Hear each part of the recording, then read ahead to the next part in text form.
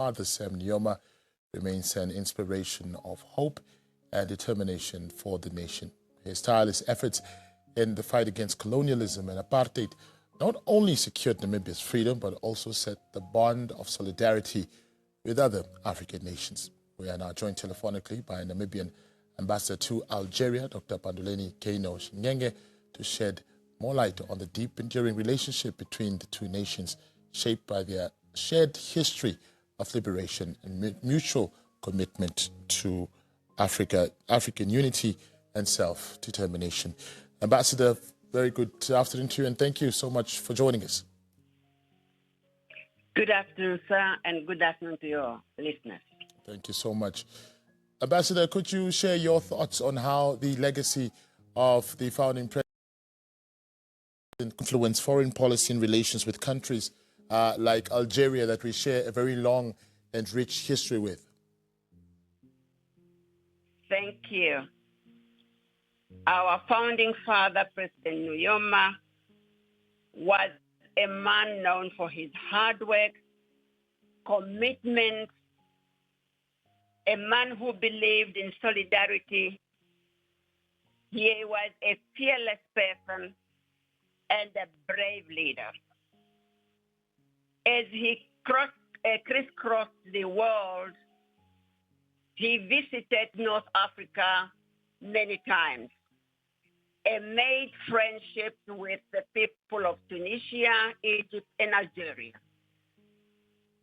It was because of this visit that he was able to get solidarity support in terms of the military, in terms of the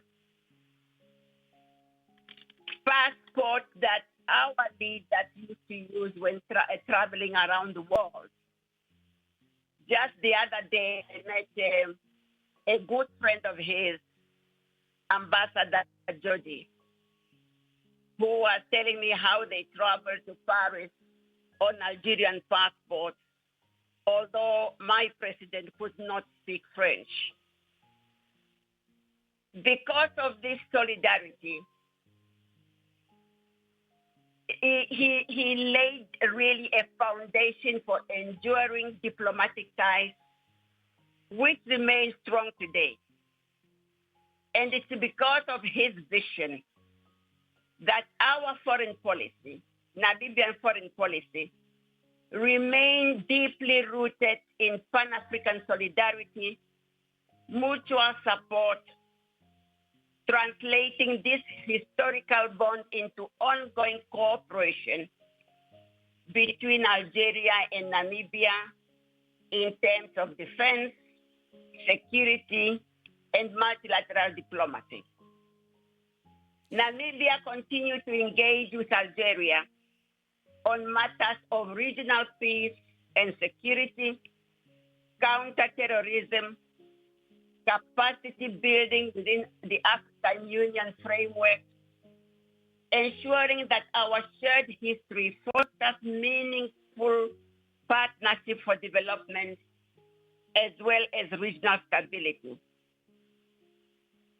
Ambassador, talk to us about what do you think was appealing to our struggle to countries like Algeria when the founding president was going from country to country, knocking on different doors, garnering support for our struggle. What was it that Algeria saw, not only in him, but also just in Namibia, saying, no, we need to help our brothers and sisters? It was determination, sheer determination to make sure that Namibia gets free. And not just Namibia, but all countries that remained under the colonial powers to be able to get free and develop themselves. It is this principle that today we continue to adapt to ensure that all people who still are under oppression, they become free. It is the same determination and strength we see in the people of Palestine, and we see in the people of Western Sahara. Now, apart from Algeria allowing the founding president to use an Algerian passport, many people, I think, don't know that the first weapons that were used in the struggle for our independence was from Algeria. Talk to us a bit about that. Yes, in terms of defense, military, we have our late Dimo Hamambo. He was trained militarily here in Algeria together with the giants of the late Nelson Mandela. And our president, Sam Nujoma, received the first weapons from the then president, Benzela. He was fond of telling the story of how he traveled with this weapon through Cairo, then he went on to Sudan, went on to Addis, and eventually landed in Tanzania. With the death of the founding president, obviously there are conversations around his legacy as well. Talk to us about the type of conversations you've been having with some of his old comrades there, and what stories are they sharing about him? What are they saying about him?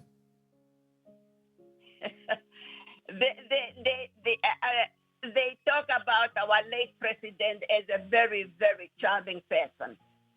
But not just charming, but a determined person. When he puts his mind to an issue, he will go through with it.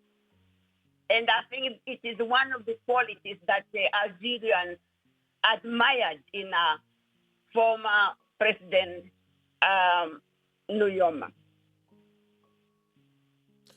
Lastly, we know that Namibia is now also has declared a state of emergency in light of the extreme drought situation that we're facing. And once again, Algeria has come to our aid. Why does Algeria consider as such a priority, especially in our times of difficulty?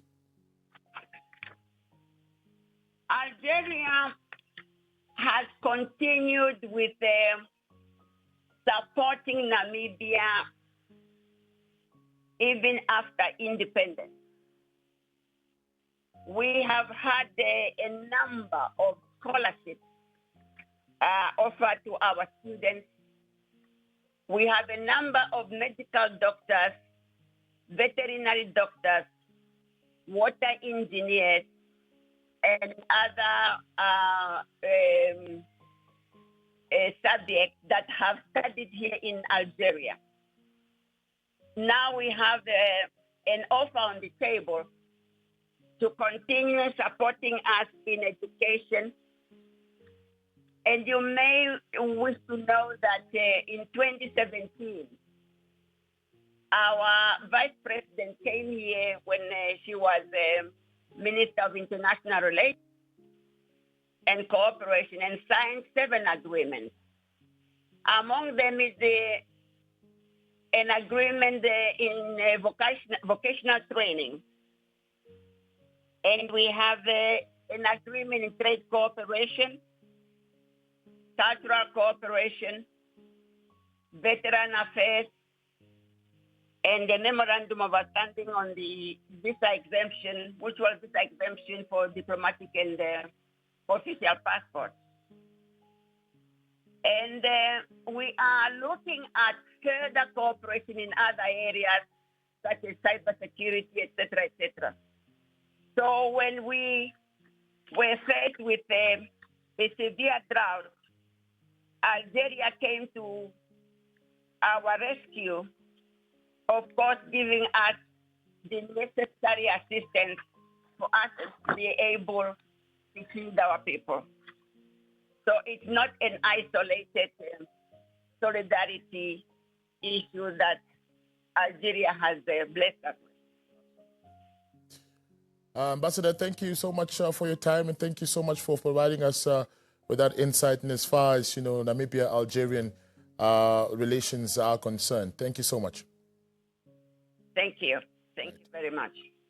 That was Dr. Panduleni Shingenge, Namibia's ambassador to Algeria, a country that is considered an all-weather friend for Namibia, even before our independence. And as we spoke on earlier about that, some of the first weapons, as a matter of fact, that were brought into the country by the founding president came from Algeria. So it says a lot about the commitment and the faith that they had in aiding Namibia to become independent as well. Stay tuned. We'll be right back.